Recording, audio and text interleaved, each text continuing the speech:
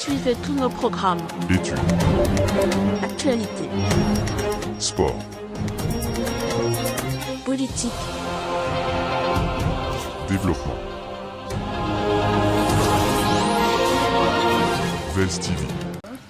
Bonjour tout le monde. Moi je réponds au nom de Khadijatou Baldé, bénéficiaire du projet TJJ ALM de Vélingara. Le projet TJJ ALM c'est un projet important.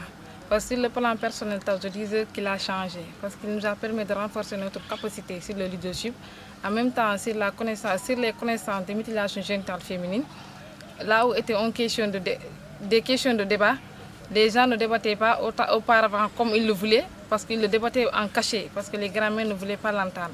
Mais dans le plan communautaire, on dirait que le projet TJJ ALM a beaucoup contribué, surtout dans les zones d'intervention, là où on intervient.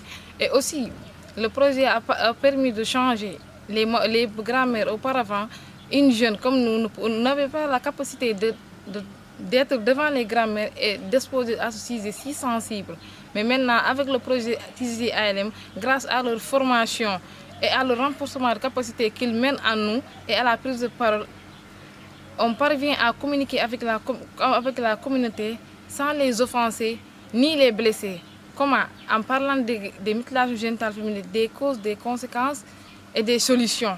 C'est-à-dire, parce qu'avant, ils considéraient que les mutilations génitales sont des choses qui sont normaux. Et aussi, ils se sont acquis de leur arrière-grand-père, grand-mère. Et les grand-mères aussi le pratiquaient sans connaître les raisons. Vu que ça amène des conséquences néfastes et que les projets ont constaté, même si dans le plan sanitaire, ils ont constaté qu'il y a beaucoup de problèmes. C'est pour cela que le projet est venu à son heure pour exposer ces problèmes-là. Et les gens auparavant, ils n'écoutaient pas bien. Mais maintenant, alhamdulillah, puisque si on parle, ils écoutent et eux-mêmes, ils contribuent. Parce qu'il y a des témoignages, il y a des mamans qui disent que maintenant, si c'est à refaire, ils n'allont pas le faire. Pourquoi? Parce que leurs enfants ont subi des conséquences néfastes. Imagine-toi, surtout l'infibrillation, si on fait ça à une fille. Maintenant, le jour de mariage, on enlève ça et on te redonne à ton mari. Regarde comment cette souffrance-là, la fille, elle souffre.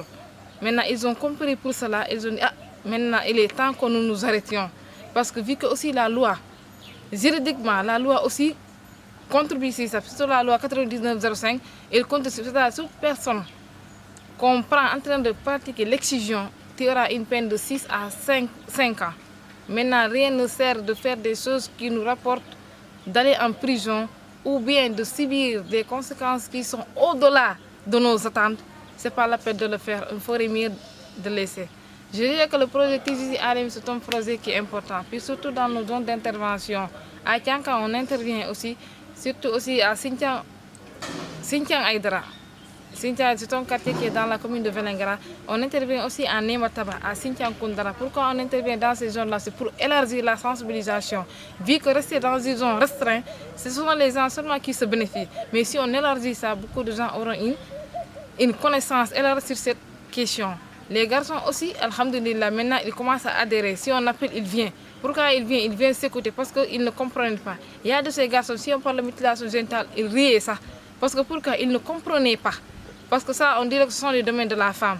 Maintenant, de nos jours, vu que c'est un problème qui est là et que les gens veulent promouvoir pour éliminer ça définitivement, c'est pour cela qu'on implique tout le monde à travers les dialogues communautaires, à travers les dialogues intergénérationnels, à travers aussi les causeries et les intergenres qu'on fait entre jeunes filles et jeunes garçons et qu'on discute sur ces questions-là. On observe des changements positifs.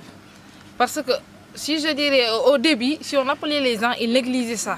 Ils disaient que ça sont des questions, ils négligeaient ça. Mais maintenant, ils ont compris que on n'est pas là venu pour parler. On est venu là pour échanger, pour leur conscientiser les dangers qui se trouvent sur les mutilations génitales féminines sans qu'ils se rendent compte qu'il y a ces dangers-là.